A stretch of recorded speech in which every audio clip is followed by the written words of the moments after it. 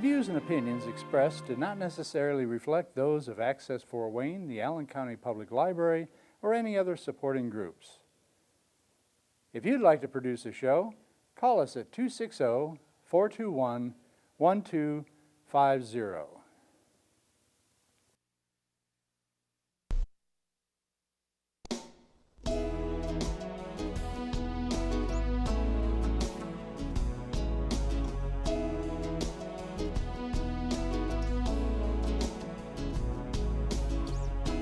Let me be your lighthouse so I can show you the way. Let me be your shining light, I'll keep you from drifting away. I'm the one that makes you try when... Hello, this is Patty Hunter of Patty's Page. Today my special guest is Bobby Borg. Bobby Borg is an author, a consultant, a screener, a panelist, a speaker, a musician, an instructor, and so many other things. We'll be with you in a moment with Bobby on Skype. So thank you and see you in a sec. Bobby Borg, you are my special guest today, and you are a musician, speaker, moderator, panelist, author, journalist, consultant, and screener? What was that last one? Screener. Are you a screener? Oh, screener. Oh, that's correct. Yeah, I do work as a consultant with Taxi, and occasionally I screen for them. That's good. That's good. So that's how you knew Michael.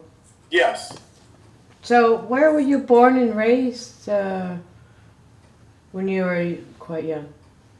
I love that question because no one ever asks questions like that. I was born in Princeton, New Jersey, which is a town about an hour and a half outside of New York City, on the East Coast. It is the home of the prestigious and world's famous Princeton University. Okay. And I grew up essentially living across the street. Born in Princeton Hospital and lived there, and went to high school in Princeton for and then moved on to go to college in Boston, at Berklee College of Music in Boston. So Boston. I was there for many years, and I still go back and visit all the time. So when you were quite young, who had influenced you in music or whatever? Well, my father was an artist himself. He was a clothing designer / businessman, and he had his own business in Princeton, New Jersey, making clothing for the professors at the university and other businessmen in the area, and in New York and Philadelphia. And as a result of his artistic abilities, he was also very interested in cooking and also very interested in music. So he was always playing a lot of the big band music around the house, Count Basie, Duke Ellington, Louis Bellson, Buddy Rich, and was very, very passionate about it. And, of course, the drummers in those groups were absolutely amazing, and it just sort of caught my ear. And naturally, at a young age, I was already banging on furniture and banging on my head and banging on cards, and they got me a set of bongos and congos already by the age of, I think it was about 4 or 5. Wow. And then I started taking drum lessons at around 6, and then became very serious about it about age 11. So you're a basic musician, a drummer. My principal instrument is percussion and drums, yes.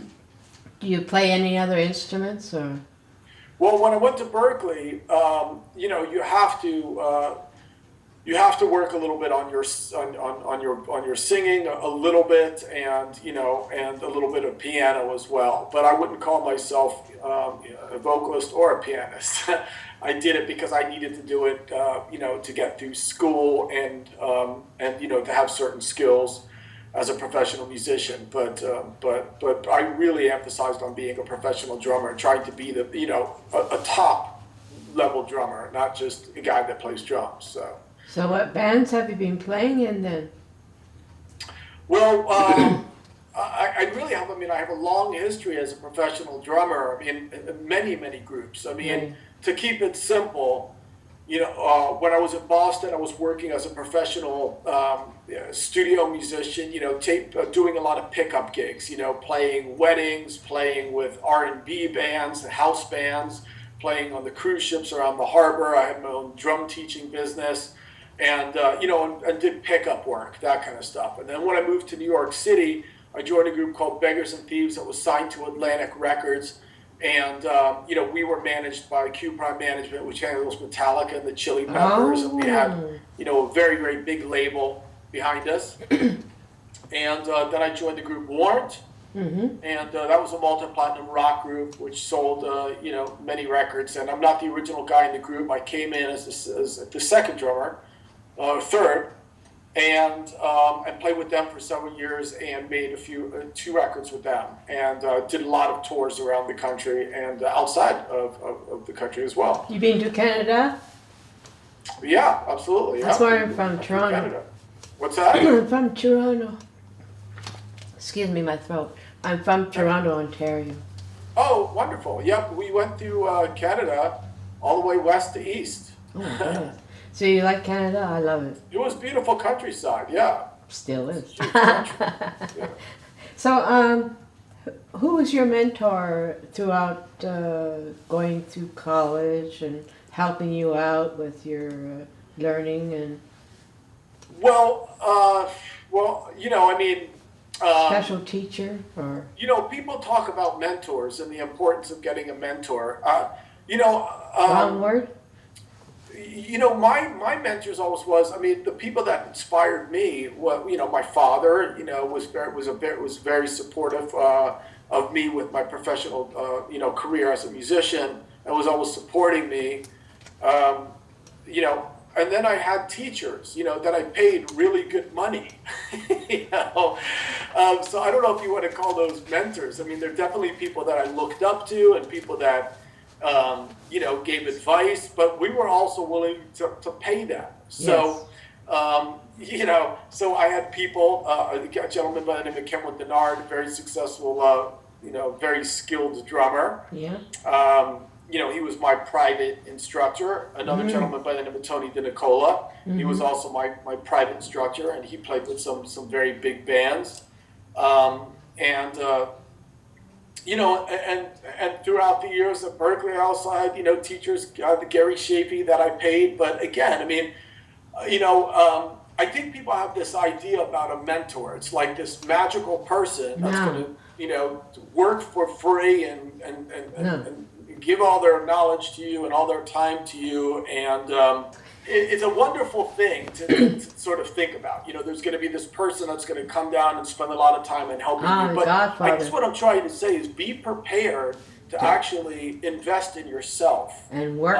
And be prepared to put in the time and the money and invest in great education and great people that are going to, consult with you and teach you. And so essentially, those, I guess, were my mentors. They're my teachers, the people that I hired. And as you were in the bands, what made you come out of it and go into other areas, like instructor or journalist, consultant? What order were... Okay, well, I'll try to make a long story. I'll try to keep my answers short, but some of your questions, require a little bit of extra time so that people understand. Essentially, again, I'm going to try to keep this short, but, I had some dreams as a professional young musician, and I was able to accomplish those dreams. I was able to get signed with major labels. I was able to, travel around the world, see myself on MTV, hear myself on the radio, was sponsored by big drum companies and so on and so forth. So I got to a point in my career where I sort of felt, there's something missing. And what was missing was, the fact that, musicians are very passionate about their music and about their art, They really, they do it from the heart and from the soul. And as a result, oftentimes we let the business side sort of, slip, or we put it second, And I just noticed that there was a lot of, people out there, unscrupulous managers, agents, record companies and producers and people that are essentially business minded, and dollars and cents only. That's just the way they're wired and how they think. And as a result, sometimes, things slip by you. People are making money, you're not. You find out that you were, people were taking money that they shouldn't, you didn't know about, and so on and so forth. And then all of a sudden, the business really became like my nemesis, my big challenge that I wanted to conquer. So I sort of felt happy with where I was in my career, and I just wanted to put down the sticks and now make that my big challenge, to really understand contracts and everything and the business, so that I can actually share that knowledge with other musicians. Helping others so they can be able to get through that maze, so to speak. That's correct, yeah. And I did that by writing books. The first book I wrote was The Musician's Handbook, which was published by Billboard Books, and then it actually got used in universities across the country, and I started teaching. So it was kind of like a natural transition out of the drumming. But I mean, I love what I do, and I love to be able to share information and knowledge. The way I look at myself is I was the football player that played football, and now I'm the coach sort of the team. I'm still on the sidelines. I'm just not taking the hits like I used to. So you say you're a consultant and you were a journalist. Now, we can delve a little bit in each subject here, so.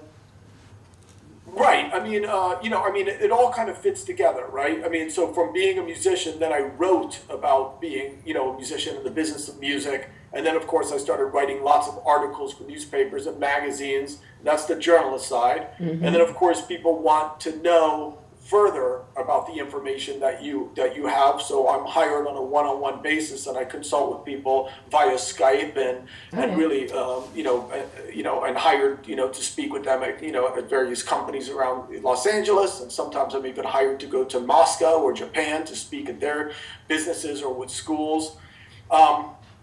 And then, of course, the teaching at the universities. I teach at Musicians Institute in UCLA. It all kind of blends together. It's all one area. Yeah, so it sounds like there's all these different careers, but they're all, they're all intertwined, like networking, Yeah. Talk about your books that you have written. I love what you had shown on Taxi. What was it called? The marketing? Yeah, the book is called Music Marketing for the DIY Musician. It's published by Leonard Books. Again, it's called Music Marketing for the DIY Musician, and I'll explain what that book is about. Good. Then there's another book called Business Basics for Musicians, also published by Leonard. Those are my two main books that I've written. Then I've co-authored another book called 5-Star Music Makeover with 4 other authors, which is very interesting. And if you don't mind, I'd like to take a minute to explain each one of those. Go ahead. Okay, so Music Marketing for the DIY Musician, essentially what that is, it's a book about, obviously, marketing. Yeah. A lot of people don't know what marketing is, so if I might, I'll explain very, very quickly. Marketing essentially is the process of creating products and services to satisfy a target audience with the purpose of increasing awareness and making sales. So the book is about doing that in the context, obviously, of music. And then the subtitle is Creating and Executing a Plan of Attack on a Low Budget. So what it's doing is it's teaching you how to create a customized plan of attack for you, for your own personal career, and how you're going to get from point A to point B. And then it shows you how to structure and put together one step at a time, a customized plan of attack that covers all of the areas of marketing: research, goal setting, strategizing, measuring, assembling, and then executing your plan of attack. And it does it on a low budget. So all of the things in the book are things that you can do right now. It's got about at least 2,000 different resources and URLs where you can actually locate sites that have free tools and things of that nature. It's got a glossary in the back. It's got a complete marketing plan, sample marketing plan that you can actually look at. It's got templates at the back of every chapter that you can use to follow along and make your own plan. My goodness.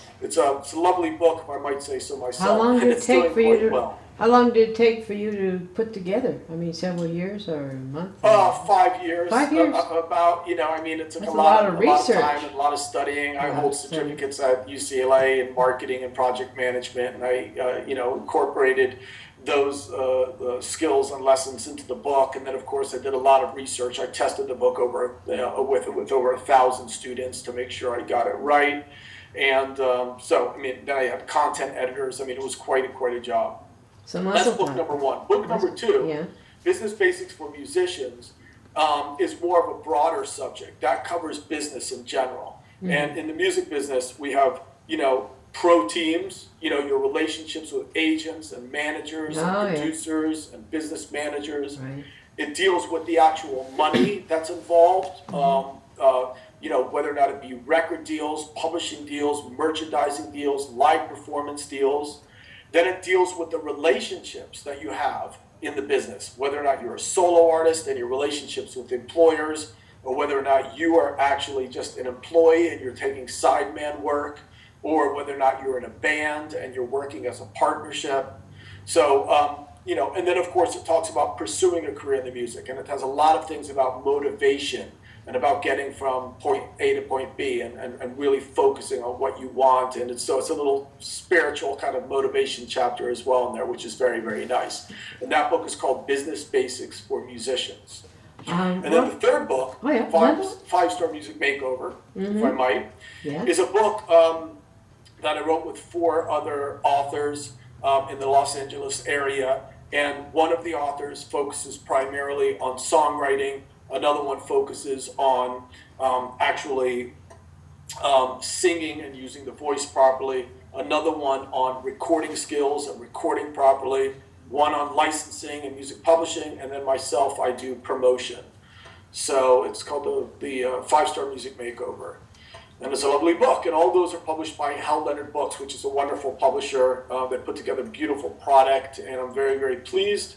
So definitely you should go out and check it out and get those. They're available on Amazon in both digital and physical form, and you can always go to my website, bobbyborg.com as well. We'll put that up. www.bobbyborg.com if you want to check those out. Do you have any dealings with lyricists or just musicians then? I'm sorry, say again? I'm a lyricist and I got songs out. I don't sing. So wonderful. Then the book Five-Star Music Makeover would be perfect for you. There's a whole chapter on songwriting and writing lyrics, and that's what I need. Finding your niche and so on and so forth. Yeah, that's cool. So you go all the way around the country or world talking about as a speaker. What type of speaking do you do? The same thing, marketing and that, or? Well, good question. I do travel. I mean, I speak at University of Miami, Berklee College of Music in Boston.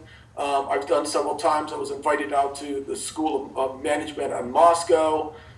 So I do have the opportunity to travel. And then, of course, I speak at all the big conventions that come through Los Angeles as well. The NAMM show, etc. Usually the topics I speak about, are DIY marketing and music marketing, but also general business things as well. When a group should get a manager, how a group can better interact with, as itself, as a partnership, the leadership, issues regarding your rights as a musician, copyrights, etc. Yeah. Do you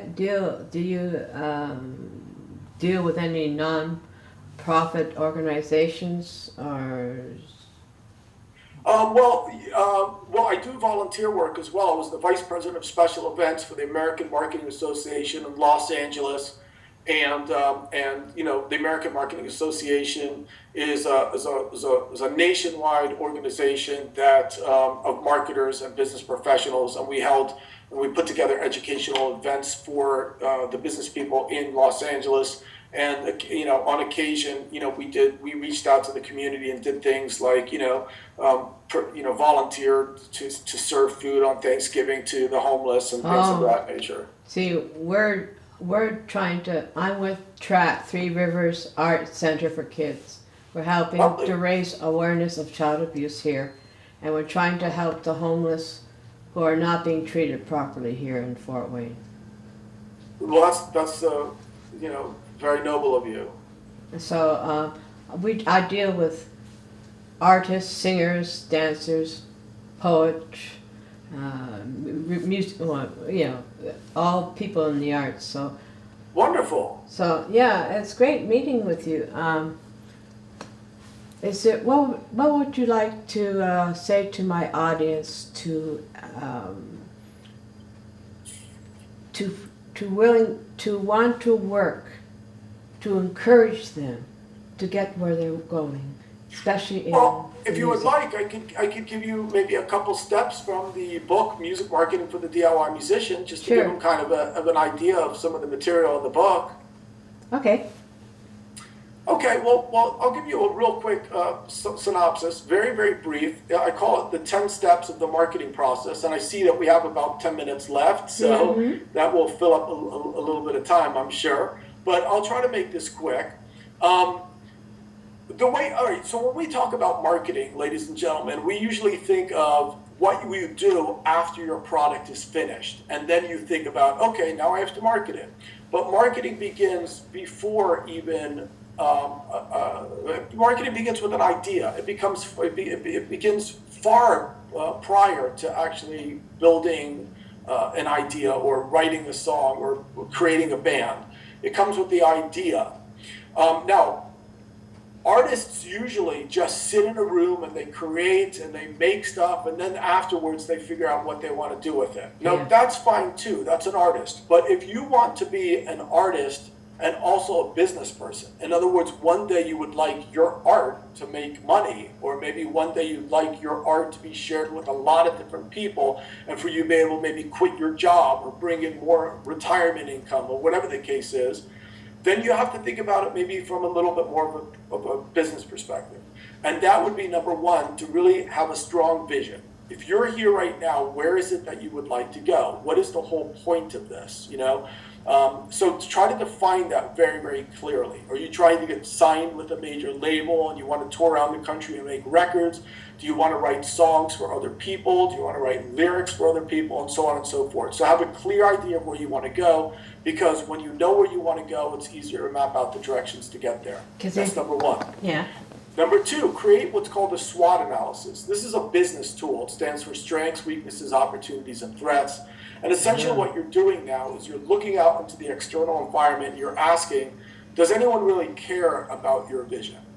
Now, that's a very hard question to ask from an artist standpoint, right? Because you have your heart and what you want to do with your art, but then you have to ask, is there a need in the marketplace? You know, has someone done it before already? How profitable of a marketing opportunity really is this? And that causes you to really be realistic about what it is you're pursuing. Yeah. And if I might, I'm going to give you a quick story of myself. Sure. When I was younger, I used to just write drum books, you know, because I felt I want to write drum books. I'm an artist. I want to create.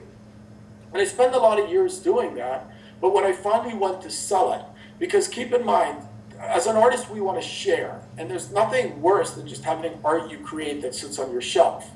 So I took it to the NAMM show in Los Angeles, and I brought it to some publishers, and they said, Bobby, we're sorry. This is brilliant. This is great. Except we already have a rudiment book, you know?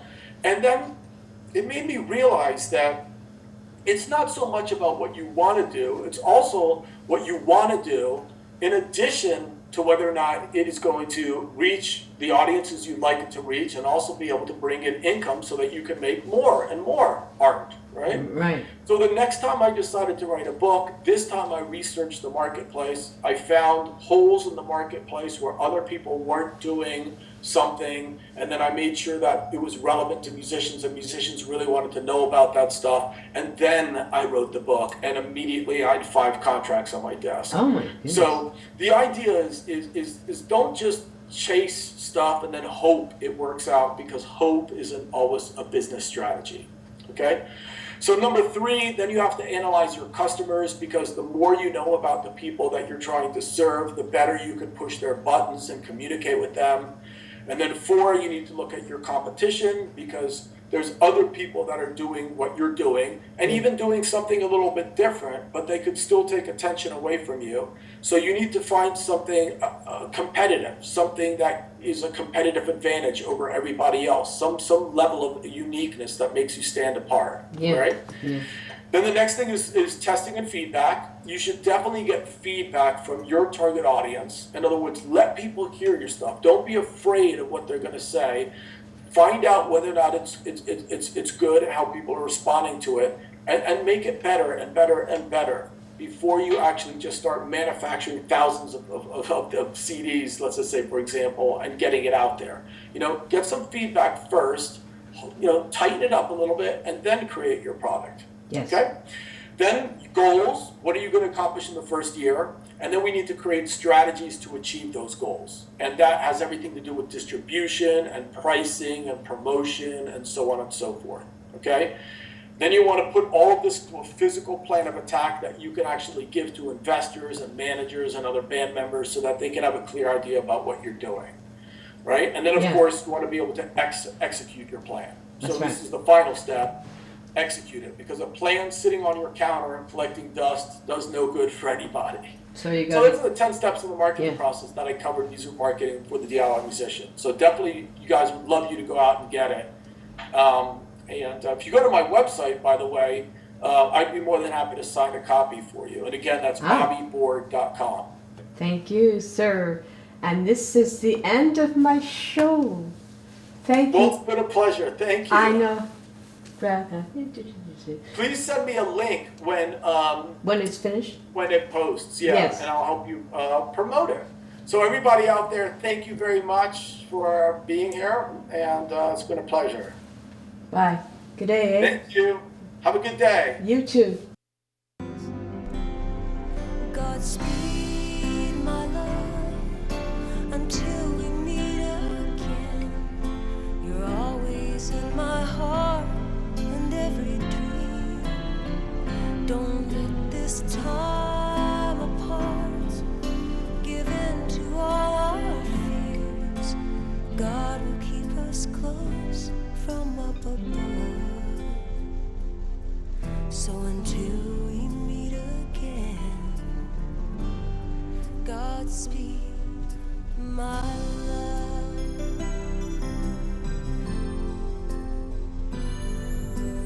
God is with us all.